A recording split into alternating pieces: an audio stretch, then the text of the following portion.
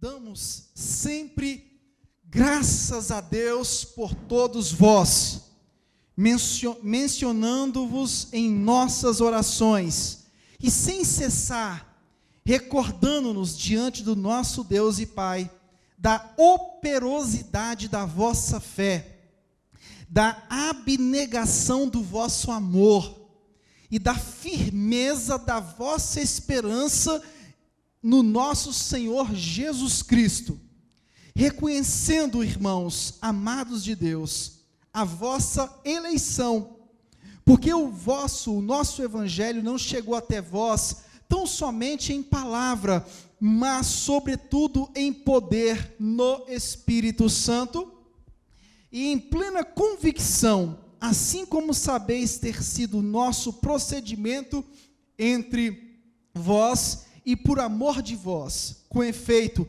vos tornastes imitadores nossos e do Senhor, tendo recebido a palavra, posto que em meio de muita tribulação, com alegria no Espírito Santo, de sorte que vos tornastes um modelo para todos os crentes na Macedônia e na Acaia, porque de vós repercutiu a palavra do Senhor não só na Macedônia e Acaia, mas também por toda parte se divulgou a vossa fé para com Deus, a tal ponto de não termos necessidade de acrescentar coisa alguma. Gente, que alegria que o apóstolo Paulo estava aqui com essa igreja de Tessalônica, né? Alegria do pastor com a igreja, né? Pois eles mesmos, no tocante a nós, proclamam que repercussão teve o nosso ingresso no vosso meio, e como, deixando os ídolos, vos converterdes a Deus, para servirdes o Deus vivo e verdadeiro, e para aguardardes dos céus o seu Filho, a quem ele ressuscitou dentre os mortos, Jesus, que nos livra da ira vindoura. Primeira mensagem da carta aos Tessalonicenses. Paulo fala sobre conversão. Repete comigo, conversão. Conversão. Repete de novo, conversão. Paulo está muito alegre nessa carta. Ah, mas como é bom. Tem dia que a gente fica triste com a igreja, tem dia que a gente fica alegre com a igreja, é normal. Coloca só mais baixinho. Isso é bem normal. E aqui Paulo está bem alegre com a igreja de Tessalônica, diferentemente com o que ele viveu com a igreja de Corinto, né? Mas Tessalônica é uma igreja que teve algo chamado progresso. Irmãos, deixa eu dizer uma coisa para vocês. A maior alegria de um pastor, de um líder, eu digo pastor de verdade, é quando ele vê o progresso espiritual da igreja. Paulo aqui identifica em Tessalônica uma coerência, um desenvolvimento da fé e do amor. Só que, ao mesmo tempo que Paulo identifica que a igreja de Tessalônica estava crescendo em fé, em amor, em graça, Paulo também nunca deixa de expressar a sua preocupação. Por quê? Porque Tessalônica era uma igreja nova. Mas não somente igrejas novas que requerem cuidado. Esses últimos dias eu preguei em 4 igrejas e eu fiz uma análise interessante. As 4 igrejas que eu ministrei, todas elas estavam completando 50 anos para frente. E eu fiquei... A última igreja que eu fui pregar, ela estava completando 56 anos. Eu andava pelos corredores, parece que as paredes falam. É incrível, quando você chega num lugar muito antigo, você anda pelos corredores, parece que você ouve a voz, as paredes começam a falar. A preocupação de Paulo em relação a uma igreja nova, ela também acontece em relação a igrejas mais antigas, porque os problemas sempre são os mesmos. Paulo tinha uma preocupação com essa igreja, e a preocupação do apóstolo Paulo é que essa igreja continuasse crescendo. Quer dizer, Paulo elogia a igreja. Existem elogios para a glória de Deus. Olha aqui para mim. Não bajule ninguém. Bajulação não é de Deus. Agora, não chute na canela das pessoas também. Existem elogios que glorificam a Deus. E aqui, no primeiro capítulo, nós temos Paulo elogiando a igreja. Paulo alegre com a igreja. Paulo devia estar extasiado. Eu queria ter visto o rosto dele com alegria, o pleno desenvolvimento daquele povo. Mas Paulo também se preocupa, porque essa igreja precisava continuar. Ao mesmo tempo que ele se alegra pelo progresso, ele escreve essa carta também com essa preocupação, para que esse progresso não deixasse de acontecer. É igual quando um pai elogia um filho. Você já viu um pai elogiando um filho? O pai elogia o filho, mas ele sempre diz: continue assim, continue firme. Quando um filho tira uma nota alta na escola, o pai pega o boletim, se reúne com a família ao redor da mesa, e ele diz: meu filho, você está de parabéns. Você está de parabéns. Mas continue firme. Não desista. Continue fervorosamente nos seus propósitos, nos seus objetivos. Sabe que a gente vive uma pós-modernidade muito complexa.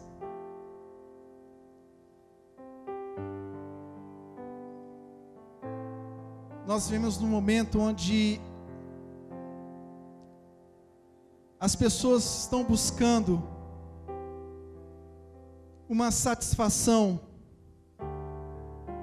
da sua vida emocional e psicológica. A cultura que nós vivemos atualmente é a cultura chamada cultura terapêutica. O que é essa cultura terapêutica? É a cultura através da qual as pessoas, poucas pessoas, sabem de fato e de verdade o que significa a palavra conversão. A cultura terapêutica, ela leva uma pessoa a buscar as suas realizações no campo dos relacionamentos. É aquela pessoa que, se ela não for feliz no casamento, a vida dela não vale mais nada. Aquela pessoa que, se não for tratada bem nos relacionamentos profissionais, familiares, essa pessoa não tem espaço em lugar nenhum. A gente vive uma era muito complexa. É claro que a gente precisa honrar uns aos outros. É claro que nós precisamos elogiar uns aos outros. É claro que nós precisamos colocar as pessoas nos seus devidos lugares de honra. Mas, olha para mim aqui. E quando isso não acontecer?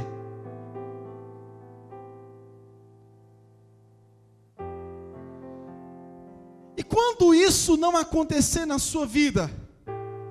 E quando essa terapia emocional não alcançar o seu coração? E quando você não receber o elogio? E quando você não receber a honra? E quando você não for colocado no lugar que você até merecia estar? O que você vai fazer da sua vida?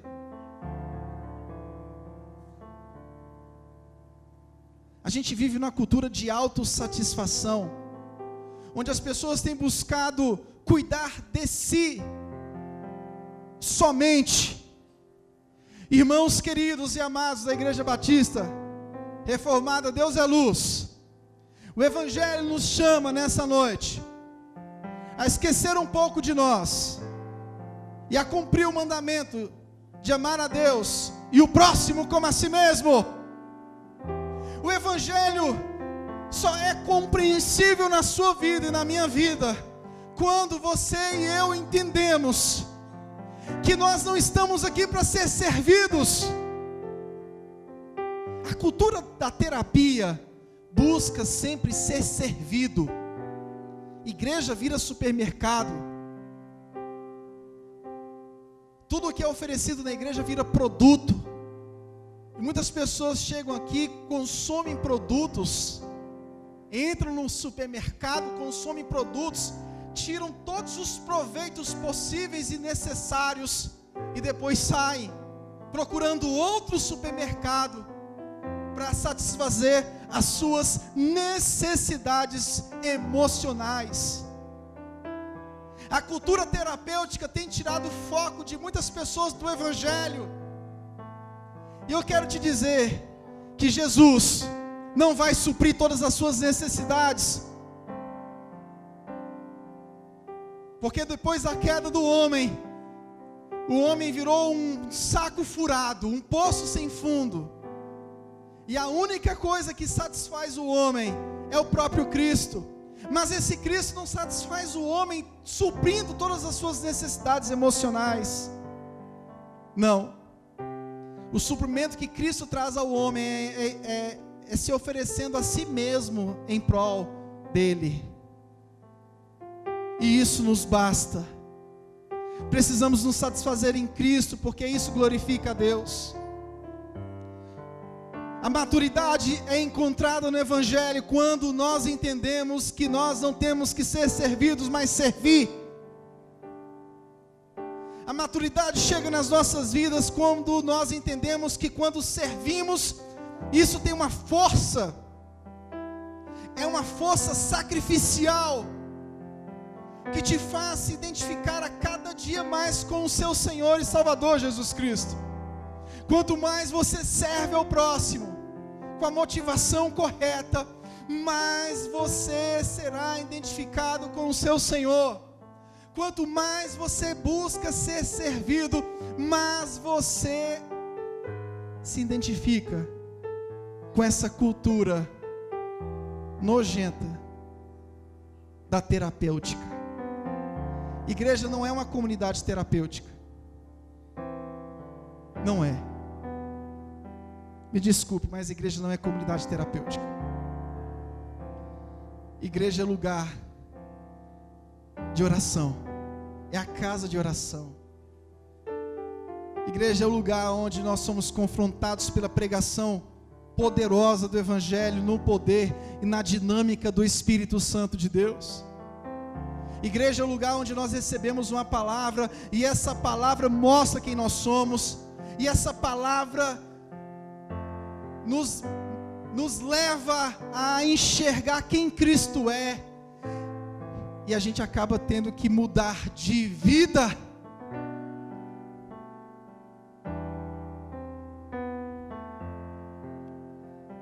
Hoje a gente vive uma era chamada era de pessoas psicologicamente carentes. Tem um cara chamado Abraham Maslow. Ele diz que nós nascemos com uma hierarquia de carências. Quando as necessidades básicas e de segurança são supridas, podemos passar a satisfazer as necessidades psicológicas, de pertencer, de amar, de ser estimado, da autoestima. Cuidado, que tem muitas pessoas que estão indo para o ralo, dentro da igreja, porque estão desprezando o Evangelho, e substituindo o Evangelho por doutrinas humanas. Você quer ser suprido, você quer ter sua autoestima elevada, igreja não é o lugar então para você estar, porque aqui é o lugar da tua humilhação. Ser servo de Cristo é o lugar da nossa humilhação. Servir a Cristo é o lugar, é onde nós mais enxergamos a Cristo Jesus. Paulo diz, olha, com pouco ou com muito, com honra, com desonra, eu posso todas as coisas nele que me fortalece. A obra de Deus não é um lugar para você ter sua autoestima levantada. Foge disso em nome de Jesus. Foge dessas mandimbas de final de ano, de dar 3 pulinhos para cá, 3 pulinhos para cá, 7 chaves da vitória, 5 chaves do sucesso. Meu irmão, o Evangelho de Jesus Cristo é o mesmo ontem, hoje, eternamente. A sua necessidade não é ouvir uma mensagem de 5 chaves para a vitória em 2018, a sua necessidade é de conversão. Jesus não pretende suprir tudo. Por quê? Porque nós temos muitos desejos egoístas. Agora, o que Jesus pretende fazer é transformar os meus desejos egoístas em sentimentos puros de servidão, de diaconia, de mordomia, de servidão. O que Jesus pretende fazer comigo e com você em todos os anos, não só 2018, é transformar a nossa motivação errada. O clima contemporâneo é terapêutico. As pessoas não anseiam pela salvação, elas anseiam por uma vida sentimental, uma ilusão momentânea, um bem-estar pessoal, uma segurança mental. Deixa eu te dizer uma coisa, eu não estou dizendo para você que você tem que buscar ser depressivo, não busque isso. Mas na história da igreja, os principais homens da história, depois dos apóstolos, foram homens depressivos, que sofreram agrulhas na sua própria carne. Foram homens que pagaram e viram o que é fazer a obra de Deus. Na história da igreja você vai encontrar homens que passaram por lutas tremendas. Mas por que esses homens passaram por lutas tão tremendas e venceram algumas barreiras? Porque eles entendiam que depois que o homem de Deus é chamado para a obra do Senhor, o sossego dele acaba. E quando ele entende isso, tudo isso serve para glorificar o nome do Senhor Jesus Cristo. A cultura terapêutica quer te dar muito sossego, a ponto de muitas pessoas quererem tirar suas próprias vidas, porque querem ter um sossego de uma vez por todas, não querem mais ter problemas. Se você não quer ter mais problemas, cuidado, problemas são pedagógicos.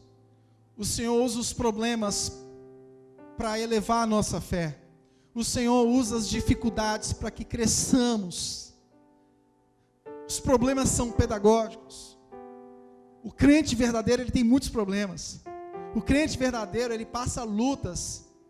O crente verdadeiro, ele passa pelo vale da sombra da morte. Eu não estou dizendo para você que a vida só será sofrimento. Não. O Senhor proporciona momentos de alegria, momentos de paz, momentos de regozijo.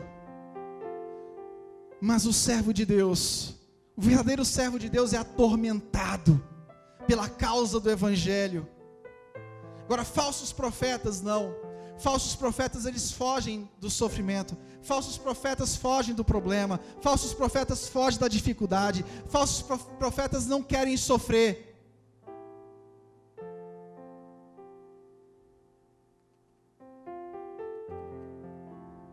Paulo escreve essa carta enquanto estava em Corinto. Ele tinha um propósito primário, se alegrar com o progresso, mas também resolver alguns problemas que tinham naquela igreja. Existiam algumas compreensões erradas a respeito da volta de Cristo.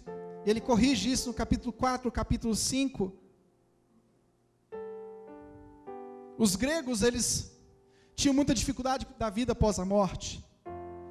A igreja de Tessalônica é uma igreja cultura greco-romana.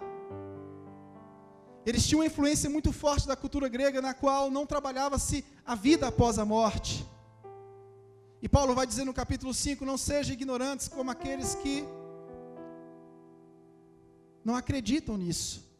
Parafraseando, olha, não vivam essa ignorância dos gregos, porque eles não acreditam em vida após a morte. Jesus, quando voltar, vai buscar os que dormem e vocês que estão vivos. Nas duas cartas, tanto na primeira quanto na segunda, o tópico da volta de Cristo é evidentemente proeminente. Na série de mensagens anteriores, nós tratamos do reino presente. Nessa série, nós vamos trabalhar o reino futuro. A primeira carta aos Tessalonicenses, o tema é vivendo na expectativa até o retorno de Cristo. Já a segunda carta vai trabalhar com o tema ficando firme até o retorno de Cristo Jesus. O crente, quando ele perde essa expectativa, ele perde tudo, meu querido. Ele perde tudo. Quando o crente perde essa expectativa da segunda vinda, ele perdeu tudo. E que nessa noite o Senhor Jesus possa resgatar na sua vida essa expectativa. Paulo vai trabalhar sobre santificação, sobre a volta do Senhor, sobre a comunhão dos justos. E eu queria trazer aqui alguns pontos. São 7 pontos. Primeiro ponto, capítulo 1, versículo 2 a 4. Paulo entra em ação de graças pela conversão deles. Que alegria ver pessoas convertidas, meu Deus. O cansaço de todo pastor é não ver progresso das pessoas. O cansaço de toda a igreja é de não ver pessoas que há tanto tempo dizem que são cristãs, mas não têm fruto de salvação na sua vida. Meu querido irmão, olha para mim aqui.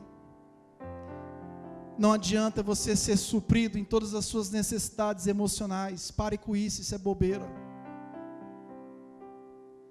Não adianta você ser suprido em todas as suas necessidades de autoafirmação. Isso é bobeira. Não adianta você tentar ser suprido em todas as suas carências psicológicas. Pare com essa carência, lance isso para o quinto dos infernos em nome de Jesus.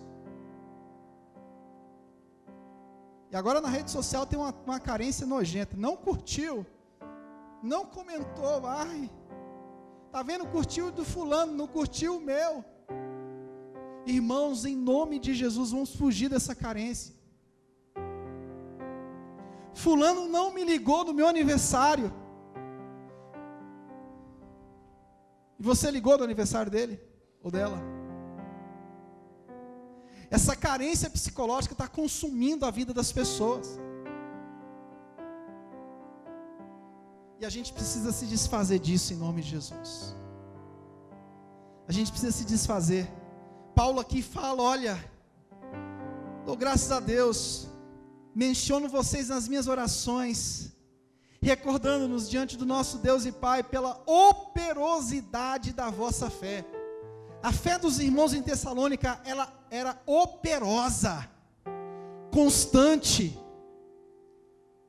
Que o Senhor te levante nessa noite, que o Espírito Santo de Deus te levante nessa noite com constância, que a operosidade da sua fé seja demonstrada. Irmãos, nós estamos cansados de pessoas inconstantes na obra de Deus. Nós estamos estarrecidos, cansados de pessoas que não são operosas na fé. Nós precisamos de uma geração que se levante, que seja levantada no poder do Espírito Santo de Deus, mas uma geração que nós podemos contar. Nós precisamos contar com pessoas, assim como Paulo está falando aqui, pessoas operosas, não são pessoas perfeitas, não são pessoas livres de pecado, mas são pessoas do amor abnegado. A cultura atual vai te levar a fazer, sabe o quê? Eu vou cuidar de mim, pastor. Eu já fiz muito pela igreja. Eu já fiz muito pelas pessoas. Eu já servi muito. Eu tenho tantos anos de crente. Meu irmão, continue servindo a Deus e servindo ao próximo. O amor de Tessalônica era um amor abnegado. Eu vou me dispor para nada de igreja? Vou dar um migué. Quem conhece o famoso migué? Irmão, e aí, podemos contar contigo? O irmão visualizou a mensagem, mas depois de 5 dias ele diz: pastor, não tinha visto a mensagem. Viu, irmão? Não tem como mentir. Tem um recurso lá, a mensagem visualizada. Eu não sabia. Então a pessoa dá um migué de uma semana, depois de uma semana ela aparece dizendo que não sabia. Em nome de Jesus, essas atitudes precisam cair por terra. Firmeza. A igreja de Tessalônica era uma igreja firme na esperança de Cristo. A igreja de Tessalônica não estava preocupada com mensagem de autoajuda, não estava preocupada com mensagens de florear o ego. Eles estavam preocupados com a esperança em Cristo Jesus. 2 coisas fazem parte da nossa conversão: o poder do Espírito Santo e o nosso testemunho. O texto diz no versículo 5: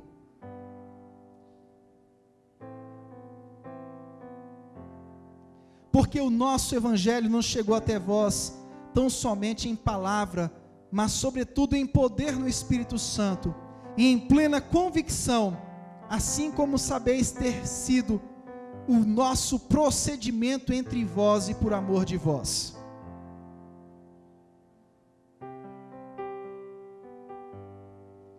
Se você diz: eu não devo nada para ninguém, não importa o que as pessoas dizem, eu digo para você que você deve sim.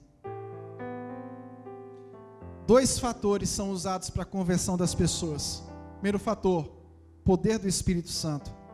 Segundo fator, testemunho do povo de Deus. Isso é o que a Bíblia está dizendo, não sou eu que estou dizendo. Quando eu era jovem, não sei se eu contei isso aqui já. Quando eu era jovem, com 17 anos eu entrei no curso de Direito. Aí eu estudava à noite, o negócio era pesado, irmãos.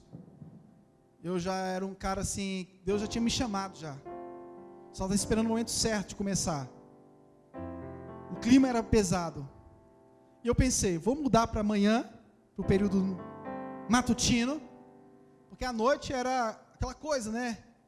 Os amigos, que eu não tinha direito, mas aquela coisa, vamos ali, vamos sair depois da faculdade, coisa e tal. E todo dia o pessoal saía, não parava de sair. Dizer, cara, eu vou sair disso aqui, que eu tenho um ministério, eu sei o que Deus vai fazer comigo. Eu orava muito naquela época. Se um jovem que orava era eu. Orava muito. Tinha muito compromisso, meu Deus do céu. Aí eu transferi para amanhã, período da manhã. Falei, bom, cheguei no período da manhã, encontrei lá um servo de Deus, eu falei assim, não, agora eu estou salvo. Que agora tem um servo de Deus para eu andar, eu novo, 17 para 18 anos, eu falei assim, não, agora está tudo tranquilo, vou agarrar com esse irmão aí, que é crente, e minha vida resolveu, não vou ter mais influência negativa nenhuma. Meu compadre, foi aí que o bicho pegou. As piores influências que eu tive foram com esse indivíduo. Deus é que segurou a minha vida, a ponto de uma pessoa mais nova ter que exortar uma pessoa mais velha.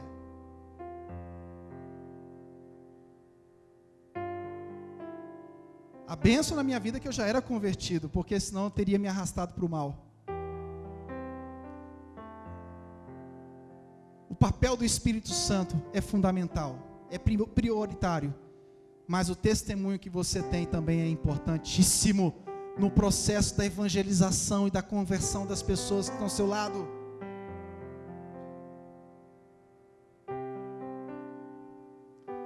Terceiro lugar, Paulo fala do sofrimento e fala da alegria do Espírito Santo de Deus.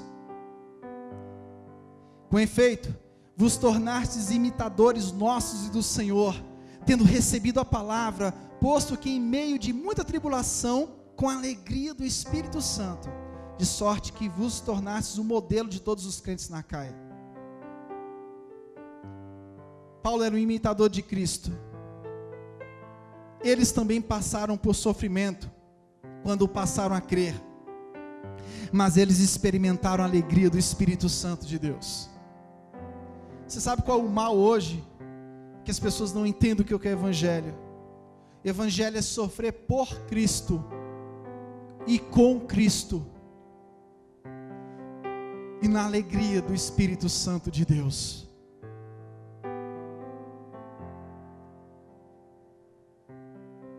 Quando você se converte de verdade, você está disposto a ser pisado por causa do Evangelho. Quando você se converte de verdade, você está disposto a ser humilhado por causa do Evangelho. Quando você se converte de verdade, você está disposto a enfrentar leões por causa do Evangelho. Você está disposto a viver as piores coisas na vida por causa do Evangelho. E a intensidade só aumenta. É igual o jogo de videogame. Hoje meu filho estava jogando, esses dias meu filho estava jogando videogame, ele disse: meu pai, passei da quase, estou chegando na última fase, a fase hard, a fase mais difícil, eu estou chegando lá e coisa e tal. Eu falei, que legal, que legal, que legal. Eu comparei isso à jornada cristã, né? Você passa uma fase difícil, daqui a pouco vem outra mais difícil, aí quando você terminou aquela fase mais difícil, vem outra mais difícil ainda.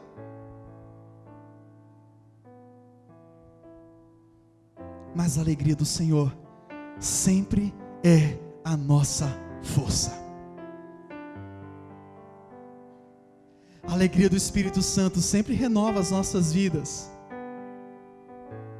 Sempre. Renova o nosso interior, nos enchendo de paz. Eu sofro por Cristo. Pedro vai dizer: melhor sofrer por Cristo do que sofrer como um bandido. Melhor sofrer por Cristo do que sofrer no mundo. É melhor sofrer por Cristo do que sofrer na mão do inimigo. É melhor sofrer por Cristo do que sofrer nas garras do inferno. É melhor sofrer por Cristo do que sofrer por tantas coisas ruins que a gente vê hoje. Porque eu sofro por Ele, mas eu sofro com Ele. Eu sofro por Ele, entreguei minha juventude a Ele. Entreguei a minha vida ao ministério. E a única convicção que eu tenho é: eu sofro por Ele, mas eu sofro com Ele. E do fundo do meu coração, o meu desejo é morrer pregando esse Evangelho. Eu sei que eu vou sofrer mais. Eu sei que eu vou ser ultrajado. Eu sei que eu vou passar pelo vale da sombra da morte. Mas eu também sei que Ele estará comigo todos os dias, até a consumação dos séculos, meu irmão. Eu tenho essa certeza. Eu vou enfrentar muitas dificuldades. Eu vou enfrentar muitas lutas. Eu vou enfrentar muitas coisas por causa do Evangelho. Eu vou ter que renunciar à minha própria vida. Eu vou ter que renunciar à minha própria carne. Mas eu tenho a convicção que a alegria que Paulo fala aqui, a alegria do Espírito Santo, vai me confortar em meio à dor, em meio ao sofrimento, em meio às decepções, em meio a tudo aquilo que te deixa mal. Quarto lugar, versículo 7, de sorte que vos tornastes o modelo para todos os crentes da Macedônia e Acaia. A igreja de Tessalônica era modelo para os irmãos de Macedônia e Acaia, porque de vós repercutiu a palavra do Senhor, não só na Macedônia e Acaia, mas também por toda parte se divulgou a vossa fé para com Deus, a tal ponto de não termos necessidade de acrescentar nada mais. Olha que coisa linda, meus amados irmãos. Onde Paulo chegou, seja em Macedônia ou Acaia, o testemunho de Tessalônica, da igreja de Tessalônica, era tão forte, a pregação deles era tão forte, que Paulo não teve que remendar nada, Paulo não teve que acrescentar nada, Paulo não teve que ajustar nada. Onde Paulo chegou, ele pegou um processo o quê? Organizado. Olha que maravilhoso é isso. A igreja de Tessalônica tinha um modelo de vida tão extraordinário, que Paulo chegava nos lugares, não está ok, relatório, fechado. O que é que precisa acrescentar aqui, Paulo? Na escola dominical, está zerado a escola dominical. Paulo, o que é que precisa acrescentar aqui no estudo para os obreiros, na faculdade teológica aqui? Não, está tudo perfeito. Gente, que coisa linda do céu é isso. Agora tem gente que onde passa deixa um rastro de coisa ruim. Irmãos, em nome de Jesus, nós precisamos ter história. Aqui nesse texto nós vemos um testemunho de um povo que começou e terminou. Quantos cursos você já começou e você não terminou? Isso reflete na sua vida aqui dentro da igreja. Tudo que começa não termina, tudo que começa não vai em frente. Onde passa deixa um rastro de aquele nome que eu não vou citar, porque não convém citar aqui. Tem pessoas que assim é a vida, onde passa deixa um rastro negativo. Não, onde eu passar eu quero deixar um rastro positivo de testemunho, não de pessoa perfeita, mas eu quero deixar um rastro de testemunho. Foi assim a igreja de Tessalônica. Em vez de ficar profetizando 2018, em vez de ficar declarando, tomando posse em 2018, faça o que a Bíblia está te dizendo aqui. Vamos ser testemunho vivo, pessoas mais firmes, pessoas que você pode confiar e contar. Irmão, posso contar contigo? Pode sim, pastor. Vira para o teu irmão que está do teu lado: irmão, posso contar contigo? Pode sim, meu irmão.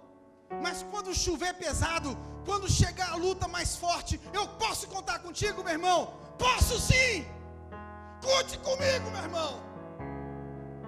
O Senhor nos chamou para a guerra, o Senhor nos chamou para a luta, para a batalha. Conte comigo, meu irmão.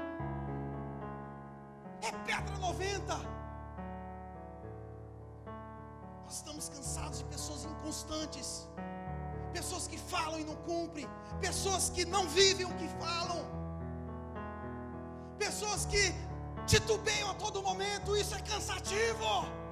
Mas eu quero dizer para você que chegou o tempo de uma geração, de um povo que seja não perfeito, mas que esteja buscando a perfeição, que sejam confiáveis, pessoas que você pode ligar: meu irmão, eu estou te ligando agora porque eu estou precisando disso, daquilo. Sim, meu irmão, onde é que é?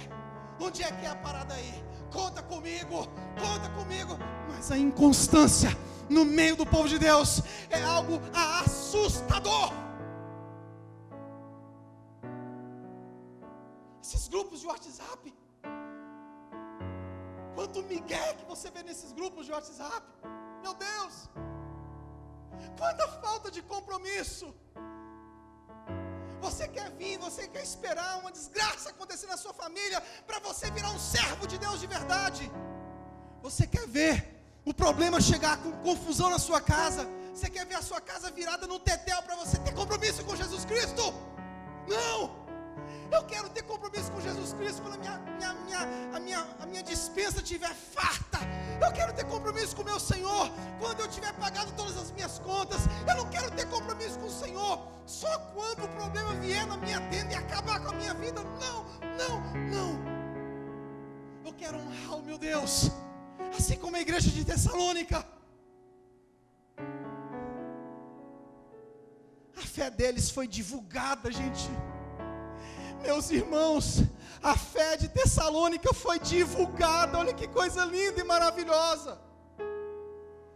O pessoal começou a falar: rapaz, aquele pessoal de Tessalônica é um pessoal firme. Pode contar com ele, pode contar com ela. Os caras são pedra 90, meu irmão. Quando a coisa começa a apertar, quando os problemas começam a chegar, pessoas inconstantes começam, eu vou mexer com isso? Vou nada, antes que a bomba caia para o meu lado, eu vou perna para quem te quer. E tu deixa um rastro de inconstância.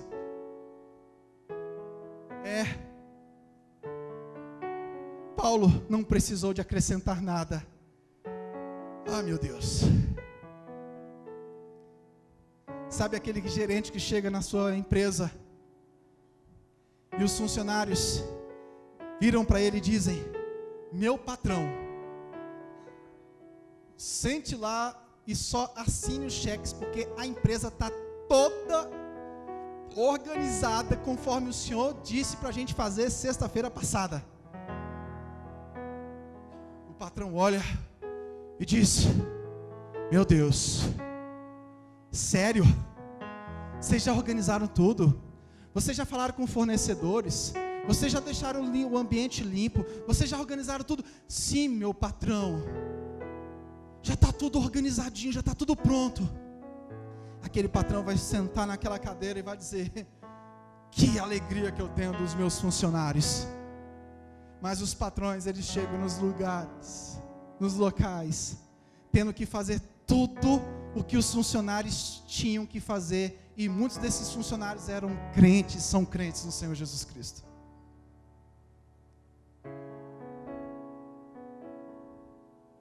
Prepare o caminho para a sua igreja ficar mais organizada. Tessalônica me ensina: prepare o caminho para que você não cause mais transtornos na sua vida profissional. Não pare em lugar nenhum. Em um ano, não é normal uma pessoa passar em um ano por mais de 20 empresas. Não é normal uma pessoa passar por mais de 20 empresas num ano. Um ano de 365 dias, a pessoa ser contratada por mais de 20 empresas. Não pode ser que... Não tem cabimento isso, gente. Não tem cabimento uma pessoa passar por várias igrejas no mesmo ano. Não tem. Paulo não precisou acrescentar nada. Se tem uma meta que você e eu temos que colocar para 2018, é essa: viver como Tessalonicenses, viver como a igreja de Tessalônica. Quando as coisas chegarem, você já preparou tudo. Facilite a vida do seu irmão, facilite a vida do seu líder, facilite a vida do seu ministério, o ministério que você está engajado. Facilite, para quando as pessoas chegarem, já encontrarem as coisas como elas deveriam estar, tudo organizado. Mas tem pessoas que precisam ser mandadas para as coisas acontecerem. Não, eu não quero ser desse que precisa ser mandado. Eu não quero ser desse que precisa ser empurrado. Não, antes de falar em qualquer coisa, eu quero ser daquelas pessoas que adivinham o pensamento do outro e faz. O bom é esse. Se adivinha o pensamento do cara, esse cara gosta disso, eu convivo com ele. Adivinha o pensamento é força de expressão. Eu convivo com fulano. Quando ele chegar aqui, eu vou deixar tudo ajeitadinho. Eu estou aprendendo isso em casa agora. Gisele ficou até 4 horas da manhã aqui na biblioteca estudando para a dissertação de mestrado dela. Quando ela chegou em casa, a louça estava toda lavadinha. Eu estou virando para os meninos e falando assim: vamos deixar a casa arrumada, para sua mãe chegar e ficar alegre.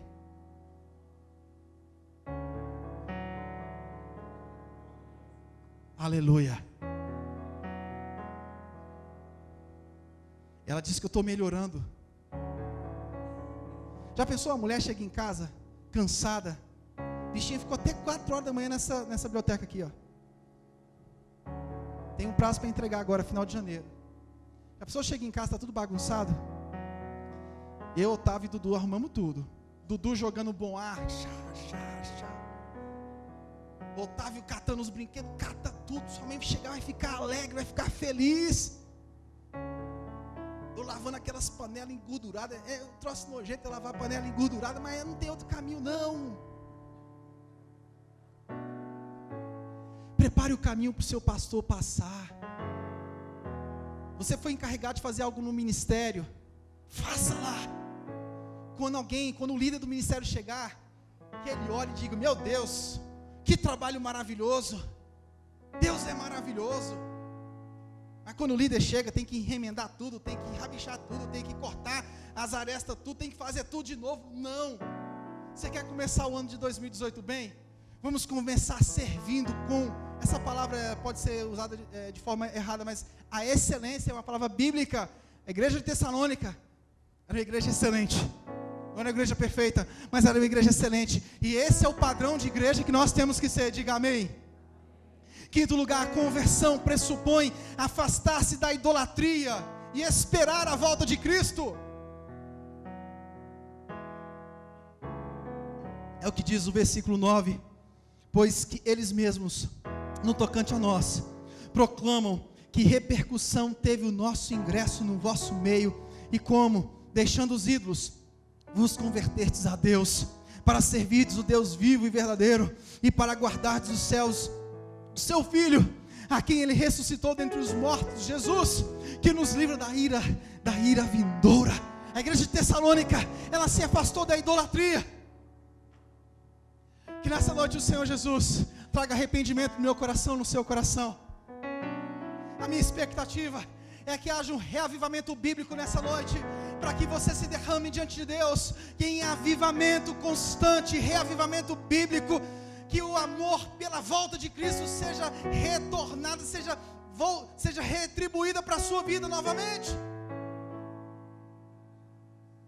Que a evangelização volte a pulsar. Pare de ficar pulando de igreja em igreja. Crente que fica pulando de igreja em igreja é crente sem identidade. Pare com isso em nome de Jesus. Não existe igreja perfeita. Comece a evangelizar, que você vai parar de ficar pulando de igreja em igreja. Crente que pula de igreja em igreja é crente que não está evangelizando, crente que não faz missões, crente que não quer compromisso com o corpo de Cristo local. Mas a tua conversão precisa ser visível. A conversão na igreja de Tessalônica era uma conversão visível. Em toda Tessalônica e Acaia era visível a conversão daquele povo. Quando eu ouvia falar de Tessalônica, eu dizia: caramba, aquela igreja ali é respeitada, aquela igreja tem um povo firme. Que rotatividade infernal que está as igrejas do Distrito Federal. Tenho conversado com alguns colegas pastores, a mesma história. Eu vou reforçar a classe de novos membros agora para 5 meses. Se no terceiro o cara falar: não quero, então é melhor que não fique. Eu não quero, nós não queremos pessoas que cheguem aqui, são apresentadas aqui na frente, a gente recebe com toda a honra, a gente recebe com todo o carinho, e de repente pega o pezinho e faz assim no nosso popozinho. Não. Precisamos ser pessoas mais firmes, mais constantes na obra de Deus. Eu sempre falo para vocês, essa igreja não está nessa cidade por brincadeira. Nós não estamos aqui de brincadeira. Daqui a pouco a gente vai completar 20 anos, um histórico muito bom, graças a Deus, para a glória de Deus. E vamos continuar firmes, que a graça do Senhor nos ajude. Nós não somos aventureiros, não. Que o Senhor nos ajude, meu irmão. O padrão de Tessalônica é um padrão que exalta o nome de Jesus Cristo. Eles criam, e crer era praticar.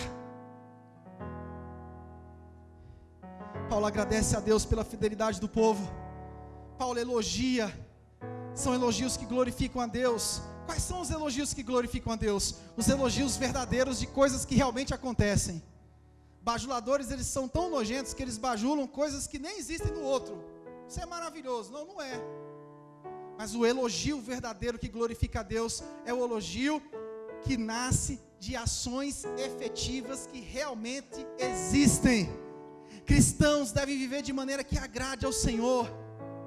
A nossa esperança está na ressurreição.